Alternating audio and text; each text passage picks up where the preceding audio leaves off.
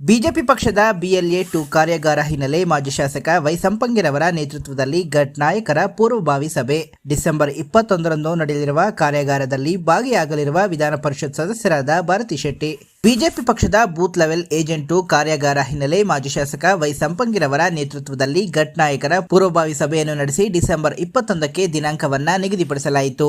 ಕಗ್ಗಲಹಳ್ಳಿ ಗ್ರಾಮದ ಬಿಜೆಪಿ ಕಾರ್ಯಾಲಯದಲ್ಲಿ ಘಟ್ ನಾಯಕರ ಪೂರ್ವಭಾವಿ ಸಭೆ ನಡೆಸಿದ ಮಾಜಿ ಶಾಸಕರು BLA-2 ಕಾರ್ಯಾಗಾರದ ರೂಪುರೇಷೆಗಳ ಕುರಿತು ಚರ್ಚಿಸಿದರು. ಈ ಕಾರ್ಯಾಗಾರದಲ್ಲಿ ರಾಜ್ಯ ಬಿಜೆಪಿ ಕಚೇರಿಯಿಂದ ವಿಧಾನ ಪರಿಷತ್ ಸದಸ್ಯರಾದ ಭಾರತಿ ಶೆಟ್ಟಿರವರು ಭಾಗಿಯಾಗಲಿದ್ದು, ಕೆಜಪ್ ಕ್ಷೇತ್ರದ 232 ಬೂತ್ಗಳ ಬೂತ್ ಲೆವೆಲ್ ಏಜೆಂಟ್ಗಳು ಸೇರಿದಂತೆ ಪಂಚಾಯಿತಿ ಮಟ್ಟದ ಎಲ್ಲಾ ಘಟ್ ನಾಯಕರು ಕಾರ್ಯಾಗಾರದಲ್ಲಿ ಭಾಗವಹಿಸುವಂತೆ ತಿಳಿಸಿದರು. ಈ ಸಂದರ್ಭದಲ್ಲಿ ಗ್ರಾಮಾಂತರ ಅಧ್ಯಕ್ಷರಾದ ಲಕ್ಷ್ಮೀನಾರಾಯಣ ಶರ್ಮಾ, ಕೆಜಪ್ ನಗರ ಅಧ್ಯಕ್ಷರಾದ ಸುರೇಶ್, SC ಮೋರ್ಚಾ ಪ್ರಧಾನ ಕಾರ್ಯದರ್ಶಿಗಳು ಹಾಗೂ BLA-2 ಸದಸ್ಯರಾದ ಬಾಬಿ ಸುರೇಶ್, ತಾಲೂಕು ಪ್ರಧಾನ ಕಾರ್ಯದರ್ಶಿಗಳಾದ ನವರಾಜ್ ಕುಮಾರ್, ಮುಖಂಡರಾದ ಜಯಕುಮಾರ್, ಮೇಘನಾಥನ್, ರಾಜ್ಕುಮಾರ್, ಪೆಂಡಲ್ ರವಿ, ಅನಿಲ್ ಕುಮಾರ್, ಲೋಕನಾಥ್, ಶಿವಪ್ಪ, ಯಶವಂತ್, ಕೋದಂಡ, ಬಾಬು, ನಂದೀಶ್, ವೆಂಕಟರಾಮಯ್ಯ, ಪ್ರಕಾಶ್, ಅಂಬರೀಶ್, ಅನಿಲ್, ಧನುಷ್ ಸೇರಿದಂತೆ ಇತರೆ ಕಾರ್ಯಕರ್ತರು ಉಪಸ್ಥಿತರಿದ್ದರು. ಈ ದಿನ ಕೆಜಪ್ ನಗರ ಮತ್ತು ಗ್ರಾಮಾಂತರದ BLA-2 ಕಾರ್ಯಾಗಾರದ ಪೂರ್ವಭಾವಿ ಸಭೆಯನ್ನ ನಮ್ಮ ಗ್ರಾಮಾಂತರ ಭಾಗದ ಅಧ್ಯಕ್ಷರಂತ ಸ್ವಾಮಿಗಳು ಮತ್ತೆ ನಗರದ ಅಧ್ಯಕ್ಷರಂತ ಸುರೇಶ್ ಅವರು, BLA ಅವರನ್ನಾಗಿರ್ತಕ್ಕಂಥ ನಮ್ಮ ಬಾಬಿಯವರು, ನಮ್ಮೆಲ್ಲ ಮುಖಂಡರು, ಅವರು ಎಲ್ಲರೂ ಸೇರ್ಕೊಂಡು ಇವತ್ತು ಘಟನಾಯಕರ ಒಂದು ಪೂರ್ವಭಾವಿ ಸಭೆಯನ್ನು ಇವತ್ತು ನಾವು ಕರೆದಿದ್ದೀವಿ. ಇದರಲ್ಲಿ ಯಾವ್ಯಾವ ರೀತಿ ಏನೇನು ವಿಷಯಗಳನ್ನ ನಾವು ಇಟ್ಕೊಂಡು ಕಾರ್ಯಾಗಾರ ಮಾಡಬೇಕು ಅಂತೇಳಿ ಅನೇಕ ವಿಷಯಗಳ ಬಗ್ಗೆ ಚರ್ಚೆ ಮಾಡಿದ್ವಿ. ಪೂರ್ವಭಾವಿ ಸಭೆಗೆ ನಮ್ಮ ರಾಜ್ಯದ ಕಚೇರಿಯಿಂದ ನಮ್ಮ ನಾಯಕರಾದಂಥ ವಿಧಾನ ಪರಿಷತ್ ಸದಸ್ಯರಾದ ಭಾರತಿ ಶೆಟ್ಟಿ ಅವರು ಕೂಡ ಆ ಸಭೆಗೆ ಬರೋರಿದ್ದಾರೆ. ದಿನಾಂಕ ಡಿಸೆಂಬರ್ 21ನೇ ತಾರೀಕು ನಿಗದಿಯಾಗಿದೆ. ಇದಕ್ಕೆ 232 ಬೂತಿನ BLA-2 ಬರ್ತಾರೆ. ಪಂಚಾಯತಿ ಒಬ್ಬರಂಗೆ ಘಟನಾಯಕರುಗಳು ಮಾಡಿದ್ದೀವಿ, ಅವರು ಬರ್ತಾರೆ. ಜೊತೆಗೆ BLA ಮತ್ತೆ ನಮ್ಮ ಪಕ್ಷದ ಎಲ್ಲ ಪದಾಧಿಕಾರಿಗಳು ಕೂಡ ಆ ಸಭೆಯಲ್ಲಿ ಹಾಜರಿರ್ತಾರೆ. ಇದರಲ್ಲಿ ಸಂಘಟನಾತ್ಮಕ ದೃಷ್ಟಿಯಿಂದ ಯಾವ ರೀತಿ ನಾವು ಸಂಘಟನಾತ್ಮಕ ಕೆಲಸಗಳನ್ನ ಮಾಡಬೇಕು ಅನ್ನುವಂಥ ವಿಷಯವನ್ನು ಇಟ್ಕೊಂಡು ಅವತ್ತು ಆ ಕಾರ್ಯಾಗಾರದಲ್ಲಿ ಚರ್ಚೆ ಆಗುತ್ತೆ. ಒಂದ್ ರೀತಿ ಇದು ತರಬೇತಿ ಕಾರ್ಯಕ್ರಮ ಅಂತೇಳಿ ಹೇಳಲು ಕೂಡ ತಪ್ಪಾಗಲ್ಲ. ನಾವು ಒಂದು ಮಾಸಲ್ಲಿ ಕಾರ್ಯಕ್ರಮ ಮಾಡೋದಕ್ಕೂ, ನಾಯಕತ್ವಗಳನ್ನ ಹೇಗೆ ಬೆಳೆಸ್ಕೋಬೇಕು ಅನ್ನೋದಕ್ಕೂ, ಜವಾಬ್ದಾರಿತವಾಗಿ ನಮಗ್ ಕೊಟ್ಟಂತ ಜವಾಬ್ದಾರಿ ಹೇಗೆ ನಿಭಾಯಿಸಬೇಕು ಅನ್ನುವಂತ ವಿಷಯಗಳನ್ನ ಇಟ್ಕೊಂಡು ಗೊತ್ತಿರ್ತಕ್ಕಂಥ ಮತ್ತೆ ತಿಳಿದೇ ಇರ್ತಕ್ಕಂಥ ವಿಷಯಗಳನ್ನ ಅರ್ಥ ಮಾಡ್ಕೊಳ್ಳಕ್ಕೆ ಅವತ್ತು ಕಾರ್ಯಾಗಾರ ಆಗುತ್ತೆ. ಆ ಹಿನ್ನೆಲೆಯಲ್ಲಿ ಇವತ್ತು ಈ ಪೂರ್ವಭಾವಿ ಸಭೆಯನ್ನು ಮಾಡಿದ್ವಿ. ದೇಶದ ಎಲ್ಲಾ ಕಡೆ ಕೂಡ ಈ ಕೆಲಸಗಳು ನಡೀತಾ ಇದೆ. ರಾಜ್ಯದಲ್ಲೂ ಕೂಡ ನಿರಂತರವಾಗಿ ಈ ಕಾರ್ಯಕ್ರಮಗಳು ನಡೀತಾ ಇದೆ. ಕೆಜಪ್ ತಾಲೂಕಲ್ಲೂ ಕೂಡ ಭಾರತೀಯ ಜನತಾ ಪಾರ್ಟಿ ಎಲ್ಲ ಕಾರ್ಯಕರ್ತರು ಕೂಡ ಪಕ್ಷದ ಹಿತದೃಷ್ಟಿಯಿಂದ ಮುಂದೆ ಬರ್ತಕ್ಕಂಥ ಚುನಾವಣೆಗಳಲ್ಲಿ ಪಕ್ಷವನ್ನು ಅಧಿಕಾರಕ್ಕೆ ತರಬೇಕು ಅನ್ನುವಂಥ ಜವಾಬ್ದಾರಿಯುತ ಎಲ್ಲ ಪದಾಧಿಕಾರಿಗಳನ್ನ ಕರೆದು ಇವತ್ತು ಈ ಸಭೆಯನ್ನ ಮಾಡಿದ್ದೀವಿ. ಇನ್ನು ಕೆಲವು ಮುಖಂಡಗಳಲ್ಲೂ ಕೂಡ ಅವರ ವೈಯಕ್ತಿಕ ಬೇರೆ ಬೇರೆ ಕೆಲಸಗಳ ಕಾರ್ಯದಿಂದ ಇವತ್ತು ಹಾಜರಾಗಕ್ಕಾಗ್ಲಿಲ್ಲ. ಬೇರೆ ಸಭೆಗಳಲ್ಲಿ ಎಲ್ಲರೂ ಬರ್ತಾರೆ. ಒಟ್ಟಾರೆ ಎಲ್ಲ ಒಂದಾಗಿ ಯಾವುದೇ ವೈಮನಸ್ಸು ಮತ್ತೆ ಮನಸ್ತಾಪಗಳಿಲ್ಲದೆ ನಾವೆಲ್ಲರೂ ಕೂಡ ಒಟ್ಟಾಗಿ ಕೆಲಸ ಮಾಡಬೇಕು, ಭಾರತೀಯ ಜನತಾ ಪಾರ್ಟಿ ಅಧಿಕಾರಕ್ಕೆ ತರಬೇಕು ಅನ್ನುವಂಥ ರೀತಿಯಲ್ಲಿ ಈ ಸಭೆಗಳನ್ನ ಮಾಡ್ತಾ ಇದ್ದೀವಿ. ಈ ಎಲ್ಲ ವಿಷಯಗಳನ್ನ ತಿಳಿಸ್ಲಿಕ್ಕೆ ಇವತ್ತು ನಾವು ಚರ್ಚೆ ಮಾಡಿ ನಿಮ್ಮನ್ನು ಕೂಡ ಆಹ್ವಾನ ಮಾಡಿದ್ದೀವಿ. 2-3 ಸಭೆಗಳನ್ನ ಮಾಡಿದ್ದೀವಿ. ಮತ್ತೆ ಎಲ್ಲಾ ಪದಾಧಿಕಾರಿಗಳು ಕೂಡ ಮತದಾರರ ನೋಂದಣಿ ಕಾರ್ಯಕ್ರಮವನ್ನು ಕೂಡ ನಡೀತಾ ಇದೆ. ಮೊದಲನೇ ಹಂತ ಮತ್ತೆ 2ನೇ ಹಂತದಲ್ಲೂ ಕೂಡ ಆ ಮತದಾರ ನೋಂದಣಿ ಕಾರ್ಯಕ್ರಮ ನಡೀತಾ ಇದೆ. ನಾವೆಲ್ಲರೂ ಕೂಡ ತಯಾರಿದ್ದೀವಿ. ಚುನಾವಣೆ ಯಾವುದೇ ಬರಲಿ, ನನ್ಗನ್ಸುತ್ತೆ ನವೆಂಬರ್ ತಿಂಗಳಲ್ಲಿ ಬರ್ಬೋದು. ಮುಂದಿನ ವರ್ಷ ನವೆಂಬರ್ ತಿಂಗಳಲ್ಲಿ ಬರುವಂತ ಚುನಾವಣೆಗೆ ಈಗಲೇ ಕೂಡ ತಯಾರಾಗಿ ಕೆಲಸ ಮಾಡೋದಕ್ಕೆ ಪದವೀಧರರ ನೋಂದಣಿ ಯಾವಾಗ ಅಂತ ಹೇಳಿದ್ರೆ 2022ಕ್ಕೆ ಅವರು ಪದವೀಧರರಾಗಿರ್ಬೇಕು. ಅವರನ್ನ ಮಾತ್ರ ನೋಂದಣಿ ಮಾಡ್ಕೊಳ್ತಾರೆ. ಅದಾದ ನಂತರ ಪದವೀಧರರಾದ್ರೆ ಈ ಚುನಾವಣೆಗೆ ಅದು ಅನ್ವಯಿಸಲ್ಲ. ಅದನ್ನು ಕೂಡ ನಮ್ಮ ಕಾರ್ಯಕರ್ತರಿಗೆ ವಿಷಯಗಳನ್ನ ತಿಳಿಸಿದ್ದೀವಿ. ಜೊತೆಗೆ ನಮ್ಮ ರಾಜ್ಯದಲ್ಲಿ ಸರ್ಕಾರ ಇಲ್ಲದೆ ಇರ್ತಕ್ಕಂಥ ಪರಿಸ್ಥಿತಿ, ಸರ್ಕಾರ ಇದ್ರೂ ಇಲ್ಲದೆ ಇರ್ತಕ್ಕಂಥ ಪರಿಸ್ಥಿತಿಯನ್ನು ಕಣ್ಣಾರೆ ನಾವು ನೋಡ್ತಾ ಇದ್ದೀವಿ. ಕುರ್ಚಿಗೋಸ್ಕರ ಕಾದಾಟ ಹೇಗೆ ನಡೀತಾ ಇದೆ. ಮೇಲ್ನೋಟಕ್ಕೆ ನಾವೆಲ್ಲರೂ ಒಂದೇ ಅಂತೇಳಿ ಹೇಳ್ತಾರೆ, ಒಳಗಡೆ ಕುದೀತಾ ಇದೆ. ಯಾವಾಗ ಅರ್ಜಿ ಕುರ್ಚಿ ಹಸ್ತಾಂತರ ಆಗ್ತದೆ ಅಂತೇಳಿ ಅದು ಅವರ ಆಂತರಿಕ ವಿಷಯ ಆದ್ರೂ ಕೂಡ ಒಂದು ಸರ್ಕಾರ ಅಂತ ಹೇಳಿದ್ರೆ ನಮಗೂ ಕೂಡ ಸರ್ಕಾರನೇ. ರಾಜ್ಯದಲ್ಲಿ ಯಾವುದೇ ಸರ್ಕಾರ ಇದ್ರೂ ಕೂಡ ಕನ್ನಡಿಗರ 7.5 ಕೋಟಿ ಜನರ ಪರವಾಗಿರ್ತಕ್ಕಂಥ ಸರ್ಕಾರ ಅಂತೇಳಿ ನಾವು ಭಾವಿಸ್ತೀವಿ. ಆ ಗಮನ ಹರಿಸ್ತಕ್ಕಂಥ ಕೆಲಸ ಸರ್ಕಾರ ಮಾಡ್ತಾ ಇಲ್ಲ. ಎಲ್ಲವೂ ಕೂಡ ಬರೀ ಅವರ ಪಕ್ಷ ಅವರ ಅಧಿಕಾರ ಉಳಿಸ್ಕೊಳ್ಳೋಕೆ ಮಾತ್ರ ದಿನನಿತ್ಯ ಕಾದಾಟ ಕಚ್ಚಾಟ ನಡೀತಾ ಇದೆ. ಇದೇ ರೀತಿ ಮುಂದುವರೆದ್ರೆ ಯಾವುದೇ ಸಂದರ್ಭದಲ್ಲಿ ಚುನಾವಣೆ ಬರ್ಬೋದು. ಅದಕ್ಕೂ ಕೂಡ ನಾವು ತಯಾರಾಗಬೇಕಲ್ಲ. ಅದಕ್ಕೋಸ್ಕರ ನಾವೆಲ್ಲ ಸಿದ್ಧತೆಗಳನ್ನ ಮಾಡ್ಕೊಳ್ಳೋಕೆ ಕೂಡ ಆ ಒಂದು ವಿಷಯನೂ ಕೂಡ ನಾವು ಮಾತಾಡ್ತಾ ಇದ್ದೀವಿ. ರಾಜ್ಯದಲ್ಲಿ ಮುಖ್ಯಮಂತ್ರಿಗಳು ಅಧಿಕಾರಕ್ಕೆ ಬಂದ ಮೇಲೆ ಹಾಲಿನ ದರವನ್ನ ಸಬ್ಸಿಡಿನ 7 ರೂಪಾಯಿ ಕೊಡ್ತೀನಿ ಅಂತ ಹೇಳಿದ್ರು ರೈತರಿಗೆ. 2.5 ವರ್ಷ ಆಗಿದೆ, ಇದುವರೆಗೂ ಒಂದು ನಯಾ ಪೈಸೆ ಕೊಟ್ಟಿಲ್ಲ. ಇವತ್ತು ರೈತರು ಕಂಗಾಲಾಗಿದ್ದಾರೆ. ಬೆಳೆದಂತ ಬೆಳೆಗಳಿಗೆ ಬೆಲೆ ಸಿಗ್ತಾ ಇಲ್ಲ. ಅವರಿಗೆ ಬೇಕಾಗಿರ್ತಕ್ಕಂಥ ರಸಗೊಬ್ಬರಗಳನ್ನ ಪೂರೈಸಕ್ ಆಗ್ತಾ ಇಲ್ಲ. ರೈತರು ಇವತ್ತು ಯಾವ ಪರಿಸ್ಥಿತಿಯಲ್ಲಿದ್ದಾರೆ ಅಂತ ಹೇಳಿದ್ರೆ ದಿನನಿತ್ಯ ಕಷ್ಟದ ಜೀವನಗಳು, ಬಡತನ, ಮತ್ತೆ ಎಲ್ಲ ಸಾಲಗಾರರಾಗಿದ್ದಾರೆ. ಅವರು ಸಾಲ ಬೆಳೆ ತೆಗಿಬೇಕಂದ್ರೆ ಸಾಲಗಳು ಮಾಡಿರ್ತಾರೆ. ಅಂತ ಪರಿಸ್ಥಿತಿಯಲ್ಲಿ ಅವರಿಗೆ ಪೂರಕವಾದಂತ ಯಾವುದೇ ಕಾರ್ಯಕ್ರಮಗಳು ಈ ಸರ್ಕಾರ ಕೊಡ್ತಾ ಇಲ್ಲ. ಇವತ್ತು ನಮ್ಮ ಕೋಲಾರ ಜಿಲ್ಲೆ ಅಂದ್ರೆ ಅವಿಭಾಜ್ಯ ಜಿಲ್ಲೆ ಕೋಲಾರ ಮತ್ತು ಚಿಕ್ಕಬಳ್ಳಾಪುರ, ಈ 2 ಜಿಲ್ಲೆ ಹಾಲಿಗೆ ಬಹಳ ಹೆಸರುವಾಸಿಯಾದಂತ ಜಿಲ್ಲೆಗಳು. ಬಹುತೇಕ 80% ಕುಟುಂಬಗಳು ಹಾಲಿನಿಂದನೇ ಜೀವನ ನಡೆಸ್ತಕ್ಕಂಥ ಪರಿಸ್ಥಿತಿ ನಮ್ಮ ಜಿಲ್ಲೆಗಳಿದೆ. ಇವರು ಸಬ್ಸಿಡಿಯನ್ನ 7 ರೂಪಾಯಿ ಕೊಡ್ತೀವಿ ಅಂದ್ರೆ ಸಹಾಯಧನವನ್ನ ಇದುವರೆಗೂ ಒಂದು ನಯಾ ಪೈಸೆ ಕೊಟ್ಟಿಲ್ಲ. ಅದಕ್ಕೆ ನಮ್ಮ ಪಕ್ಷದ ರೈತ ಮೋರ್ಚಾದಿಂದ ಕೂಡ ಒಂದು ದೊಡ್ಡ ಪ್ರಮಾಣದಲ್ಲಿ ನಾವು ಒಂದು ಹೋರಾಟವನ್ನು ಮಾಡ್ತೀವಿ ಅನ್ನುವಂಥದ್ದನ್ನು ಕೂಡ ಚರ್ಚೆ ಮಾಡಿದ್ವಿ. ಅದೇ ರೀತಿ ಮಹಿಳೆಯರಿಗೆ ಅವರಿಗೆ ನೀಡಬೇಕಾಗಿರ್ತಕ್ಕಂಥ ಸೌಲಭ್ಯಗಳು, ಮಹಿಳೆಯರಿಗೆ ಯಾವ ರೀತಿ ಸಮಾನವಾದ ಹಕ್ಕುಗಳನ್ನ ಕೊಡಬೇಕು, ಕಾರ್ಯಕ್ರಮಗಳನ್ನ ಕೊಡಬೇಕು, ಇವೆಲ್ಲವೂ ಕೂಡ ಸರ್ಕಾರ ನಿರ್ಲಕ್ಷ್ಯ ಮಾಡ್ಕೊಂಡು ಬರ್ತಾನೆ ಇದೆ. ಕೇವಲ 5 ಗ್ಯಾರಂಟಿ ಅಂತ ಹೇಳಿ ಮಾಧ್ಯಮಗಳಲ್ಲಿ ಹೇಳ್ತಾರೆ ಹೊರತು ನಿಜಕ್ಕೂ ಎಷ್ಟು ಜನರಿಗೆ ಸಿಗ್ತಾ ಇದೆ ಅನ್ನುವಂತ ಅಂಕಿಅಂಶಗಳನ್ನ ಇದುವರೆಗೂ ಕೊಡ್ತಾ ಇಲ್ಲ. ಅವ್ರು ಯಾವ ಅಂಕಿಅಂಶಗಳು ಕೊಡ್ತಾರೆ ಅಂತ ಹೇಳಿದ್ರೆ ಎಲ್ಲೇ ಅವರು ಎನ್ರೋಲ್ಮೆಂಟ್ ಆಗಿದೆ ಪ್ರಥಮದಲ್ಲಿ ಅಧಿಕಾರಿಗಳ ಮೂಲಕ ಆ ಒಂದು ಲಿಸ್ಟ್ ಮಾತ್ರ ಇಟ್ಕೊಂಡಿದ್ದಾರೆ. ಅದು ಎಷ್ಟು ಜನಕ್ಕೆ ನಿಜವಾಗಲೂ ಅದು ಅನುಷ್ಠಾನ ಆಗಿದೆ ಅಂತ ಅನ್ನುವಂತ ಮಾಹಿತಿ ಕೊಡ್ತಾನೆ ಇಲ್ಲ. ಯಾಕಂದ್ರೆ ಅವರು ಕೊಡ್ತಾ ಇಲ್ಲ. ಸರ್ಕಾರ ನಡೆಸಕ್ಕೆ ಹಣ ಇಲ್ಲ, ಹಣದ ಕೊರತೆ ಇದೆ. ಪರಿಶಿಷ್ಟ ಜಾತಿ ಪರಿಶಿಷ್ಟ ಪಂಗಡದ ಮೀಸಲಿಟ್ಟ ಹಣ ಸುಮಾರು 40,000 ಕೋಟಿ ಹಣ ಪರಿಶಿಷ್ಟ ಜನಾಂಗದ ವರ್ಗಗಳಿಗೆ ನೇರವಾಗಿ ಅಗಲದೊರಡೆ ಮಾಡುವ ರೀತಿಯಲ್ಲಿ ಮೋಸ ಮಾಡ್ತಾ ಇದ್ದಾರೆ. ಬಡವರ ಜೋಬಿಗೆ ಕೈ ಹಾಕಿ ಇವತ್ತು ಕದೀತಾ ಇದ್ದಾರೆ ಹಣವನ್ನ. ಈ ಎಲ್ಲಾ ವಿಷಯಗಳನ್ನು ತೆಗೆದುಕೊಂಡಾಗ ಟೋಟಲಿ ಸರ್ಕಾರ ಫೇಲ್ಯೂರ್ ಆಗಿದೆ. ಸರ್ಕಾರ ಸರಿಯಾಗಿ ನಡೆಸ್ತಾ ಇಲ್ಲ. ಮುಂದೆ ಬರ್ತಕ್ಕಂಥ ದಿನಗಳಲ್ಲಿ ಯಾವುದೇ ರೀತಿ ಚುನಾವಣೆಯ ಪರಿಸ್ಥಿತಿಗಳು ಬಂದಾಗ ಅದನ್ನು ಎದುರಿಸುವಂತ ನಿಟ್ಟಿನಲ್ಲಿ ನಮ್ಮ ಕಾರ್ಯಕರ್ತರು ಸದಾ ಸನ್ನದ್ಧರಾಗಬೇಕು, ಸಜ್ಜಾಗಬೇಕು ಅನ್ನುವಂತ ವಿಷಯವನ್ನ ಈ ಸಭೆಗಳ ಮೂಲಕ ತಿಳಿಸಲಿಕ್ಕೆ ಈ ಸಭೆಯನ್ನ ಕರೆದು ಮಾತಾಡಿದೆ. ಸರ್ಕಾರನೇ ಸರಿಯಾಗಿ ನಡೆಸ್ತಾ ಇಲ್ಲ ಅಂದ್ರೆ ಇನ್ನು 5 ಗ್ಯಾರಂಟಿ ಕೂಡ ಎಲ್ಲಿ ನಡೀತಾ ಇದೆ? ಯಾವ್ದನ್ನ ಚುನಾವಣೆ ಬಂತಂದ್ರೆ 1-2 ತಿಂಗಳು ಒಟ್ಟಾಗಿ ಹಾಕ್ಬಿಡ್ತಾರೆ, ಓಟ್ ಹಾಕ್ಲಿ ಜನ ಅಂತ. ಅದನ್ನ ಬಿಟ್ರೆ ತಿಂಗಳು ಎಷ್ಟು ಲಕ್ಷ ಜನಕ್ಕೆ ಬರ್ತಾ ಇದೆ, ಯಾರು ಬರ್ತಾ ಇದೆ ಹೇಳಿ? ಎಲ್ಲರಿಗೂ ಕೊಡ್ತೀನಿ ಅಂತ ಹೇಳಿದಾರಲ್ಲ, ಕೊಡ್ತಾರ? ಎಲ್ಲರ ಮನೆಯಲ್ಲೂ ಕೂಡ ಹೆಣ್ಮಕ್ಳಿದ್ದಾರೆ. ಮನೆಯೊಡತಿ, ಪ್ರತಿ ಮನೆಯಲ್ಲೂ ಮನೆ ಹೆಂಡತಿ ಇದಾರೆ ಇಲ್ಲ? ಅವ್ರಿಗೆಲ್ಲರೂ ಸಿಗ್ತಾ ಇದೆಯಾ? ಇಲ್ಲ. ಅದಕ್ಕಾಗಿ ನಾವೆಲ್ಲರೂ ಕೂಡ ಈ ಕೆಲಸವನ್ನ ಹೋರಾಟದ ಮೂಲಕ ಮಾಡ್ಬೇಕು ಅಂತ ಹೇಳಿ, ಜೊತೆಗೆ ಬಾಬಾ ಸಾಹೇಬ್ ಅಂಬೇಡ್ಕರ್ ಅವರು ಈ ದೇಶಕ್ಕೆ ಸಂವಿಧಾನ ಬರೆಯುವಂತ ಸಂದರ್ಭದಲ್ಲಿ ಯಾವ್ಯಾವ ರೀತಿ ನಿರಂತರವಾಗಿ ಕಿರುಕುಳಗಳನ್ನು ಕೊಟ್ಕೊಂಡ್ ಬಂದ್ರು ಕಾಂಗ್ರೆಸ್, ಅದು ಇನ್ನೂ ಕೂಡ ಜೀವಂತವಾಗಿ ಜನಮಾನಸದಲ್ಲಿ ಉಳಿದಿದೆ. ಇವತ್ತಿನ ಸಮಾಜಕ್ಕೆ ನಾವು ಹೇಳ್ಬೇಕಾಗಿದೆ ಅದೆಲ್ಲನೂ ಕೂಡ. 1949 ಜನವರಿ 26ನೇ ತಾರೀಕು ಈ ದೇಶಕ್ಕೆ ಸಂವಿಧಾನ ಕೊಟ್ಟಿದ್ರು.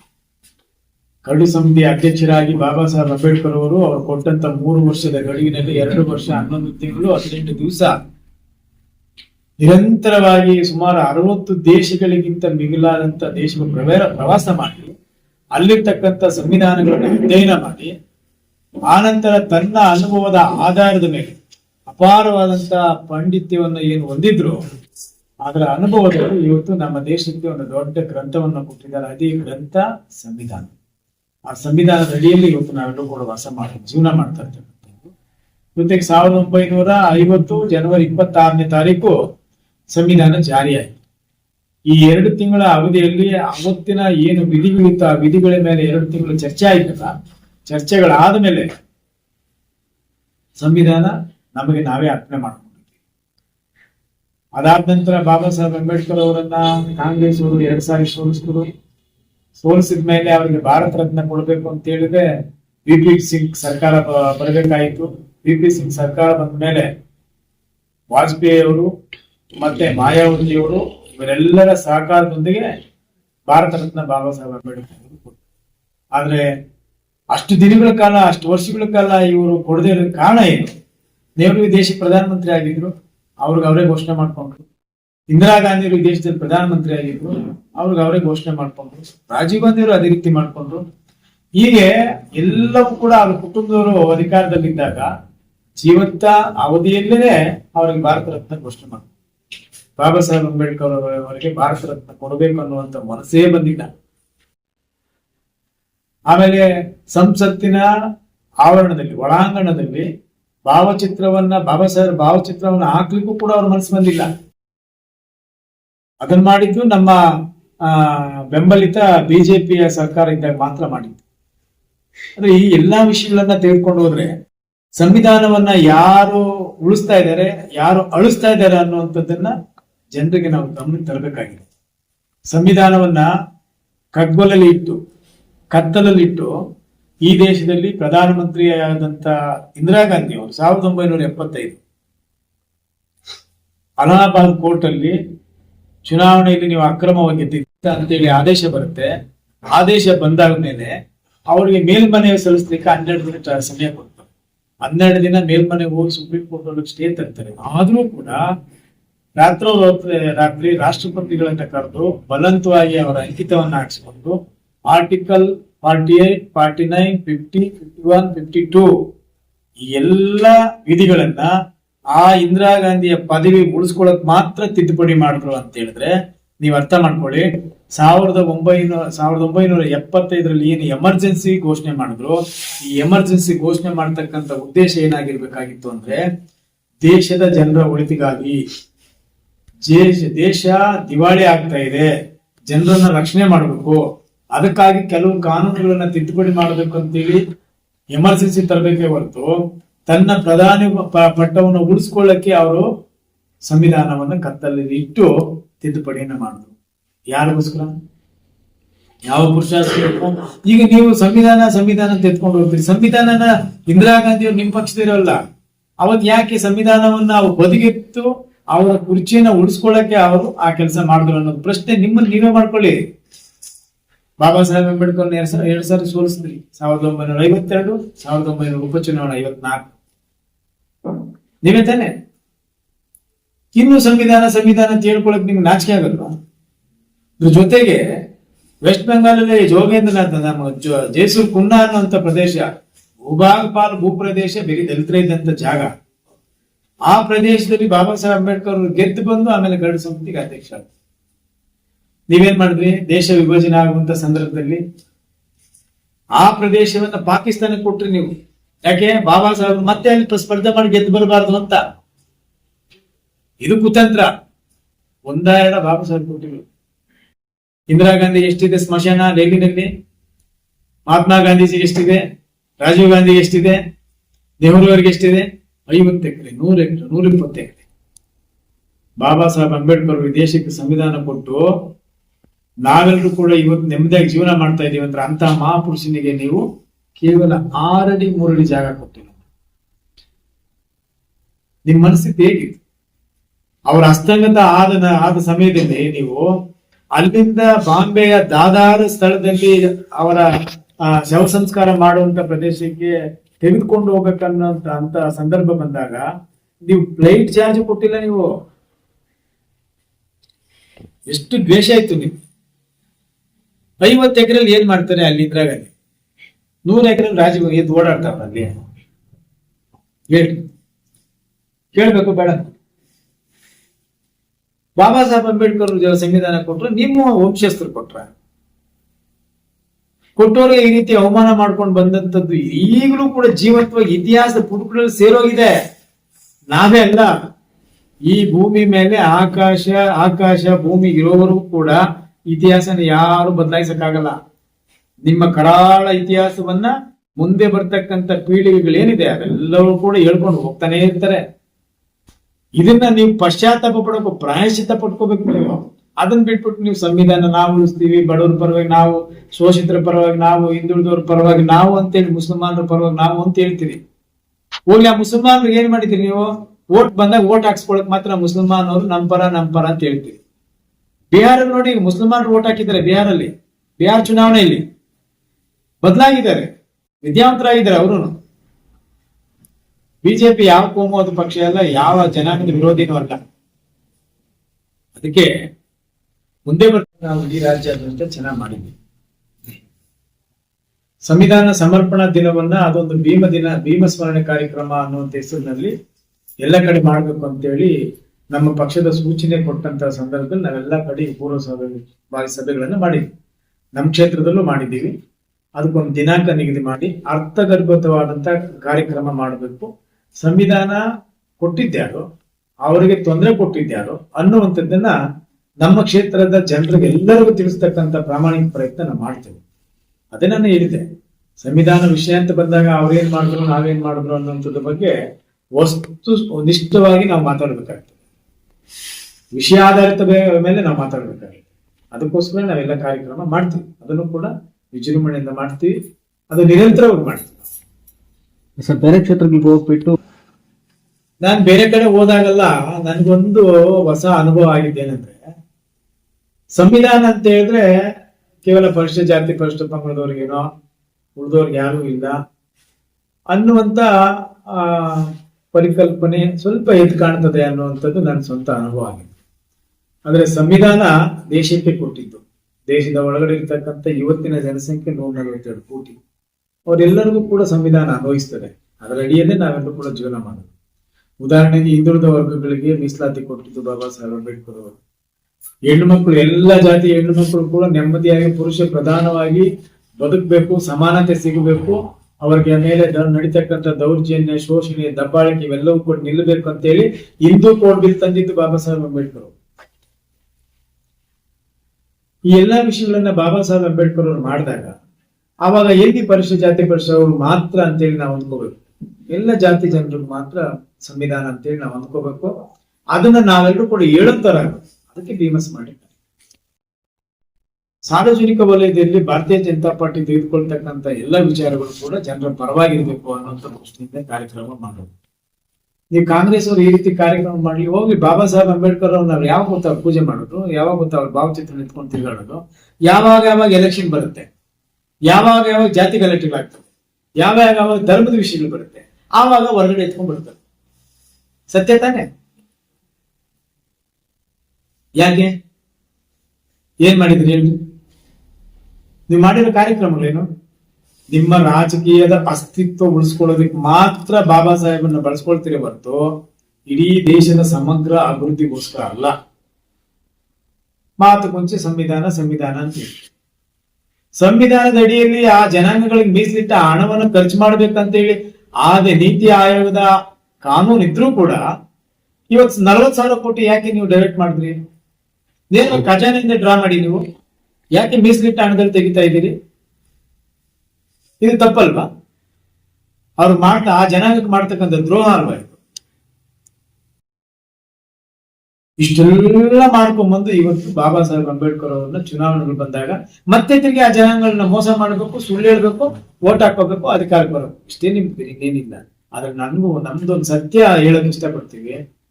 ಇವತ್ತಿನ ಕಾಲಘಟ್ಟದಲ್ಲಿ ಸಾರ್ವಜನಿಕರು ಪ್ರತಿ ವಿಷಯವನ್ನ ಅರ್ಥ ಮಾಡ್ಕೊಳ್ತಕ್ಕಂಥ ಜ್ಞಾನವನ್ನ ಪಡ್ಕೊಂಡಿದ್ದಾರೆ. ಯಾರು ಸುಳ್ಳು ಹೇಳ್ತಾರೆ, ಯಾರು ನಿಜ ಹೇಳ್ತಾರೆ ಅನ್ನುವಂಥದ್ದು ಕೂಡ ಅವ್ರಿಗೆ ಅರ್ಥ ಮಾಡ್ಕೊಳ್ಳುವಂತ ಶಕ್ತಿ ಇದೆ. ನೀವು ಈ ಸುಳ್ಳು ಹೇಳೋದನ್ನ ಬಿಡಿ. ನಿಮ್ಗೆ ಅಧಿಕಾರ ಮ್ಯಾಂಡೇಟರಿ 5 ವರ್ಷ ಕೊಟ್ಟಿದ್ದಾರೆ. ನೀವು ಸುಳ್ಳು ಹೇಳಿ ಬಂದ್ರು, ಗ್ಯಾರಂಟಿಗಳು ಸುಳ್ಳು ಹೇಳಿ ಬಂದ್ರು ಗೊತ್ತಿಲ್ಲ, ಬಂದ್ಬಿಟ್ಟಿದ್ದೀರಿ. ಜನರ ಪರವಾಗಿ ಕೆಲಸ ಮಾಡಿ. ಜಾತ್ರೆಗಳ ಮಧ್ಯೆ ಗಲಾಟೆ ಮಾಡೋದು ಬಿಡಿ. ನೀವು ಎಲ್ಲ ಒಂದ್ ಕಡೆ ಇದು ಮಂಗಳೂರು ಕುಕ್ಕರ್ ಬ್ಲಾಸ್ಟ್ ಆಯ್ತು, ಲಕ್ನೋನಲ್ಲಿ ಆಯ್ತು, ಕಲ್ಕತ್ತಾದಲ್ಲಿ ಆಯ್ತು, ಅಹಮದಾಬಾದಲ್ಲಿ ಆಯ್ತು, ಬಾಂಬೆನಲ್ಲಿ ಆಯ್ತು, ಜಮ್ಮು ಕಾಶ್ಮೀರಲ್ಲಿ ಆಯ್ತು, ಮೊನ್ನೆ ಡೆಲ್ಲಿನಲ್ಲಿ ಆಯ್ತು. ಈ ವಿಷಯಗಳು ಬಂದಾಗ ನೀವು ಅದ್ರ ಬಗ್ಗೆ ಪ್ರಸ್ತಾಪ ಮಾಡೋದಿಲ್ಲ, ನೀವು ಅದನ್ನ ವಿರೋಧಿಸೋದೇ ಇಲ್ಲ ಅಂತೇಳಿ ನೀವು ನೋಡಿದಿರಿ ಅಲ್ವೇ? ಮಾಧ್ಯಮಗಳಲ್ಲಿ ನೋಡಿ, ಆ ವಿಷಯ ಬಂದಾಗ ನೀವೆಲ್ಲೂ ಕೂಡ ಚರ್ಚೆಗೆ ಬರಲ್ಲ. ನೀವು ಭಾರತೀಯ ಜನತಾ ಪಾರ್ಟಿ ಚರ್ಚೆ ಮಾಡ್ಬೇಕು ಅಂದ್ರೆ ಏನು, ಯಾವಾಗ ಈ ದೇಶಕ್ಕೆ ಕುತ್ತು ಬರುತ್ತೋ, ಈ ದೇಶದ ಜನರಿಗೆ ತೊಂದರೆ ಆಗುವಂತ ಸಂಭವ ಬರುತ್ತೋ, ಅವಾಗೆಲ್ಲವೂ ಕೂಡ ಭಾರತೀಯರು ನಾವೆಲ್ಲ ಒಂದಾಗಬೇಕು, ಭಾರತೀಯರಿಗೆ ಏನೂ ತೊಂದರೆ ಆಗಬಾರ್ದು ಅಂತೇಳಿ ಭಾರತೀಯ ಜನತಾ ಪಾರ್ಟಿ ಸರ್ಕಾರಗಳು ಎಲ್ಲೆಲ್ಲಿದ್ರು ಅಲ್ಲೆಲ್ಲವೂ ಕೂಡ ಅವನು ವಿರೋಧಿಸಿ ಪ್ರಯತ್ನ ಮಾಡ್ತಾರೆ. ಆದ್ರೆ ನೀವು ಆ ವಿಷಯ ಅಂದ್ರೆ ನಿಮ್ ಉದ್ದೇಶ ಏನಂತ ಹೇಳಿದ್ರೆ, ಎಲ್ಲಿ ನೀವು ಅವ್ರ ಬಗ್ಗೆ ಮಾತಾಡ್ಬಿಟ್ರೆ ನಮ್ಗೆ ಓಟ್ ಕಮ್ಮಿ ಆಗ್ಬಿಡ್ತದೇನೋ ಅನ್ನುವಂತ ಒಂದೇ ಒಂದು ಕಾರಣಕ್ಕೆ ಅಮಾಯಕ ಹಿಂದೂಗಳನ್ನ ಬಲಿ ಕೊಡೋಕೆ ಇಂಡೈರೆಕ್ಟ್ ಆಗಿ ನೀವು ಅವರಿಗೆ ಸಹಾಯ ಮಾಡ್ತಕ್ಕಂಥದ್ದು ಕೂಡ ಮೇಲ್ನೋಟ ಕಾಣ್ತದೆ. ಇದು ನೀವು ಮಾಡೋ ಕೆಲಸ. ಮುಂದೊಂದು ದಿನ ಇದರ ಫಲಿತಾಂಶವನ್ನ ನೀವೇ ಅನುಭವಿಸ್ಬೇಕಾಗತ್ತೆ. ಜನ ಉತ್ತರ ಕೊಡ್ತಾರೆ. ಬಹಳ ದೂರದ ದಿನಗಳೇನಿಲ್ಲ. ಬರ್ತಕ್ಕಂಥ ಎಲ್ಲ ಚುನಾವಣೆಗಳಲ್ಲೂ ಕೂಡ ಯಾರು ಅಧಿಕಾರಕ್ಕೆ ತರಬೇಕು, ಯಾರು ತರಬಾರ್ದು ಅಂತೇಳಿ ಜನರು ತೀರ್ಮಾನ ಮಾಡ್ತಾರೆ. ನಾವು ಅದಕ್ಕೆ ಸರಿಯಾಗಿ ನಾವು ಕೂಡ ರೆಡಿ ಆಗ್ಬೇಕು ಅನ್ನೋ ದೃಷ್ಟಿಯಿಂದ ನಿರಂತರವಾಗಿ ಸಭೆ ಸಮಾರಂಭಗಳು ನಾವು ಮಾಡ್ತಾ ಇದ್ದೀವಿ. ಧನ್ಯವಾದ.